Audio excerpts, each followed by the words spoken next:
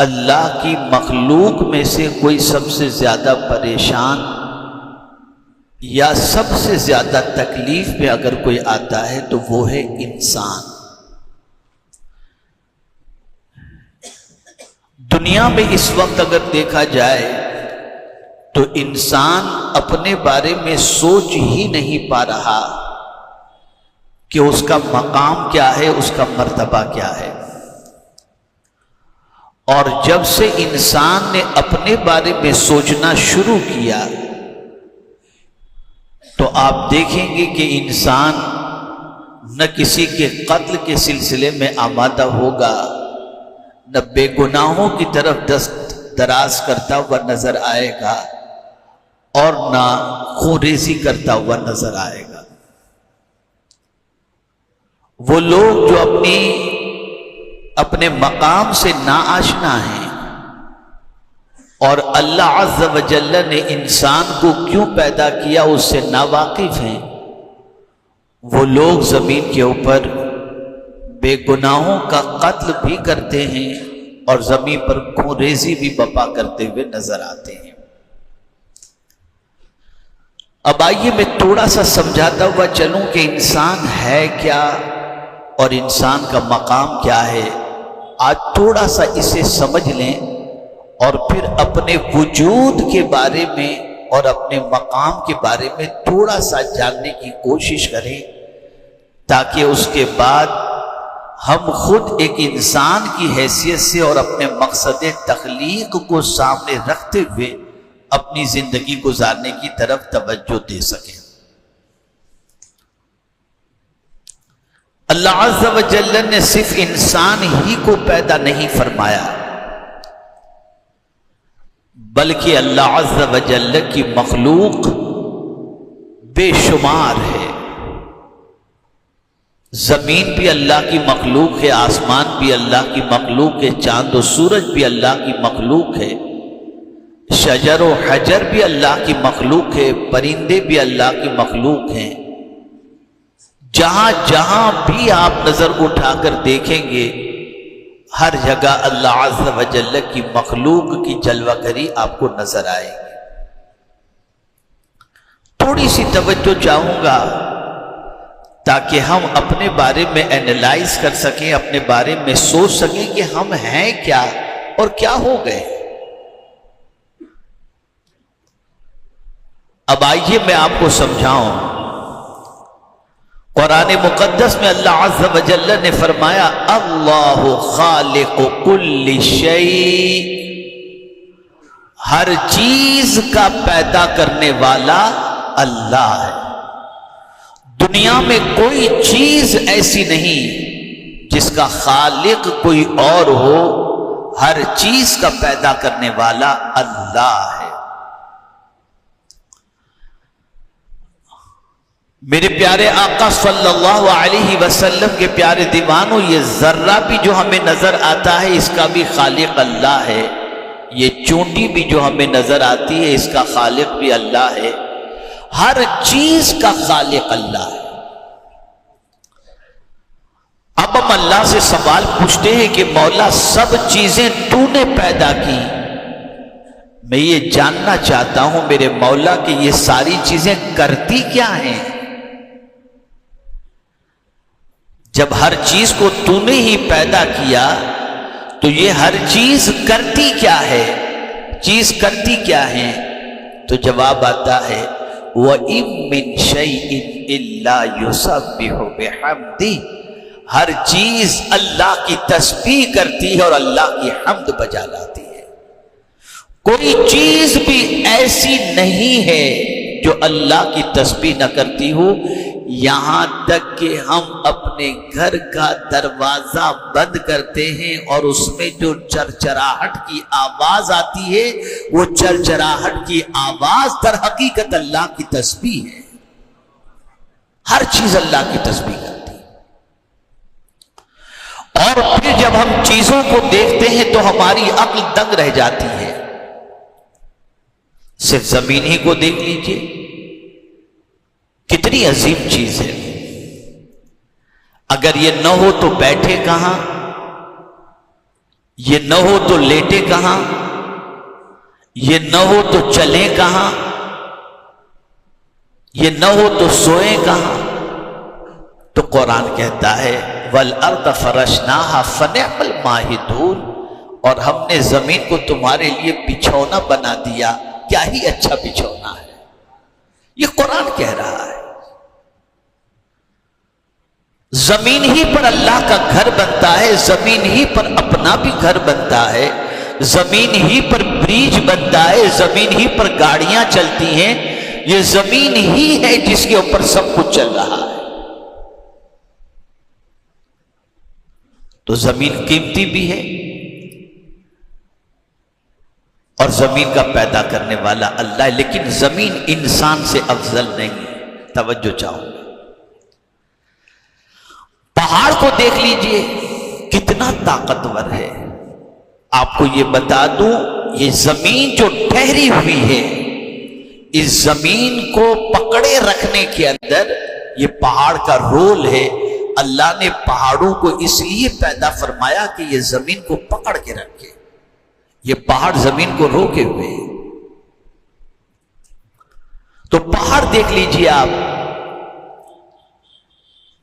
تو دنیا کے اندر یہ پہاڑ جب ہم دیکھتے ہیں تو طاقتور کی حیثیت سے نظر آتا ہے، اور بہت سارے ایسے ہیں جو پہاڑ پر چڑھتے ہوئے نظر آتے ہیں، کبھی ہمالیہ پہاڑ، کبھی کہاں کبھی کہاں۔ آپ ذرا سوچو، لیکن جو اتنا طاقتور پہاڑ ہے وہ بھی اللہ کی مخلوق کے اندر ایک مخلوق تو ضرور ہے، لیکن انسان سے افضل نہیں، اتنا طاقتور ہونے کے بعد۔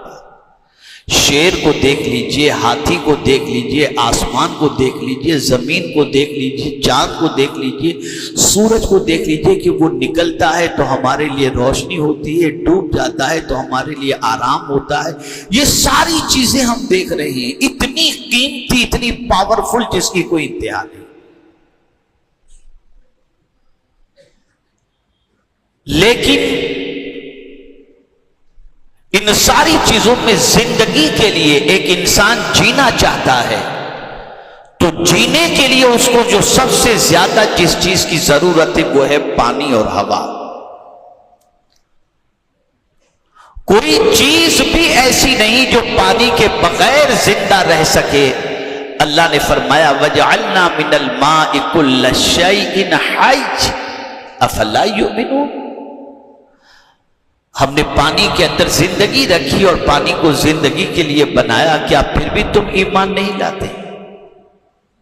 یہ پانی ہے، لیکن پھر بھی اگر ہم دیکھیں، جو پانی اتنا قیمتی ہے کہ نہ ہو تو انسان کا جینا مشکل ہو جائے، پھر بھی یہ انسان سے افضل نہیں۔ ہوا کو لے لیجئے کہ اس کے بغیر انسان زندہ نہیں رہ سکتا، آکسیجن کے بغیر، لیکن یہ بھی انسان سے افضل نہیں، یہ بھی انسان سے افضل نہیں۔ اب سوال یہ پیدا ہوتا ہے، پانی زندگی کا ذریعہ، ہوا زندگی کا ذریعہ، پہاڑ زمین روکنے کا ذریعہ، زمین ہمارے لیے بہترین بچھونا، آسمان ہمارے اوپر سائبان، سورج کی وجہ سے ہمیں فائدہ پہنچتا ہے، چاند کی وجہ سے ہمیں فائدہ پہنچتا ہے، یہ ساری اتنی فائدہ پہنچانے والی مخلوق جو ہے، یہ مخلوق اتنا فائدہ پہنچا رہی ہے، پھر بھی یہ انسان سے افضل نہیں۔ اب انسان ہے کیا؟ اتنا سا زیادہ سے زیادہ 6 فٹ کا ایک انسان، لیکن یہ انسان اتنا پاورفل کہ اللہ عز و جل فرماتا ہے کہ ساری مخلوق کے اندر اگر سب سے زیادہ عزت والی میرے نزدیک کوئی مخلوق ہو اور اشرف و اعلیٰ مخلوق ہو تو وہ مخلوق ہے انسان۔ انسان سے بہتر میں نے کسی کو پیدا نہیں کیا۔ اگر میں نے جب کرامت کا تاج رکھنا چاہا تو نہ چاند پر کرامت کا تاج رکھا، نہ سورج پر کرامت کا تاج رکھا، نہ پہاڑ پر کرامت کا تاج رکھا، نہ زمین پر کرامت کا تاج رکھا۔ جب میں نے تاج کرامت اور تاج عزت رکھنا چاہا تو میری یہی اشرف المخلوقات جو مخلوق ہے یعنی کہ انسان، میں نے انسان کے سر پر کرامت کا تاج رکھا۔ کیا ہے انسان کے اندر جو زمین میں نہیں؟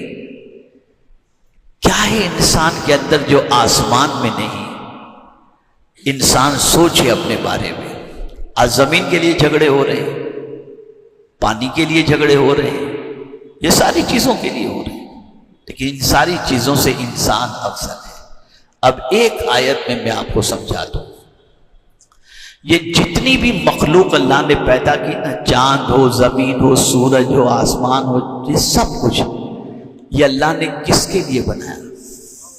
اس کو سمجھو تاکہ آپ کو ریزن سمجھ میں آئے۔ زمین کس کے لیے بنی، چاند کس کے لیے بنا، آسمان کس کے لیے بنا، سورج کس کے لیے بنا، اور زمین کے اندر جو اناج ہے، جو خزانہ ہے، وہ کس کے لیے اللہ نے پیدا فرمایا؟ تب آپ سمجھ سکیں گے کہ ہماری ویلیو اللہ کے نزدیک کیا ہے۔ تو اللہ عز و جل ارشاد فرماتا ہے، میرے بندو جو کچھ بھی زمین کے اندر ہے، تم جاننا چاہتے ہو ہم نے کس کے لیے پیدا کیا؟ آؤ سنو، هو الذی خلق لکم ما فی الارض جمیعا، وہی ہے جو کچھ زمین کے اندر ہے وہ سب کے سب اللہ فرماتے ہیں میرے بندے تیرے لیے میں نے پیدا کیا۔ آسمان تیری خدمت کے لیے، زمین تیری خدمت کے لیے، چاند تیری خدمت کے لیے، سورج تیری خدمت کے لیے، پانی تیری خدمت کے لیے، ساری مخلوق کو میرے بندے میں نے تیرے لیے پیدا کیا اور تجھے میرے لیے پیدا کیا۔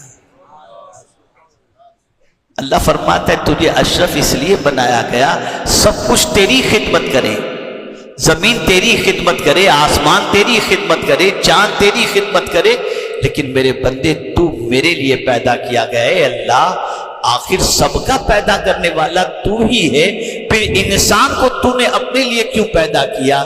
تو جواب ملے گا میرے بندے تو نہیں جانتا، جب میں کسی چیز کو پیدا کرنا چاہتا ہوں، وجود میں لانا چاہتا ہوں، عدم سے وجود میں لانا چاہتا ہوں، تو بس میرا فارمولا اتنا ہے، اذا اراد شیئا ان یقول له کن فیکون۔ جب میں کسی چیز کی تخلیق کا ارادہ کرتا ہوں، میں کہتا ہوں ہو جا، وہ چیز وجود میں آ جاتی ہے۔ لیکن میں نے انسان کو اس طرح پیدا نہیں کیا کہ میں نے کن کہا اور انسان پیدا کیا، نہیں، اس بندے کو مجھے اشرف المخلوقات بنانا تھا، اس بندے کو، اس انسان کو تاج کرامت مجھے عطا کرنا تھا، اس لیے جب انسان کو پیدا کرنا ہوا، خلقت بیدی، میں نے اپنے دست قدرت سے انسان کو پیدا کیا ہے۔ یہ انسان بہت افضل ہے، بہت اعلیٰ ہے۔ ایک مثال کے ذریعے سمجھاؤں، جتنی بھی مخلوق ہے وہ کھانا چاہتی ہے تو سر جھکا کے کھاتی ہے، کھانے کی طرف منہ لے کر کے جاتی ہے۔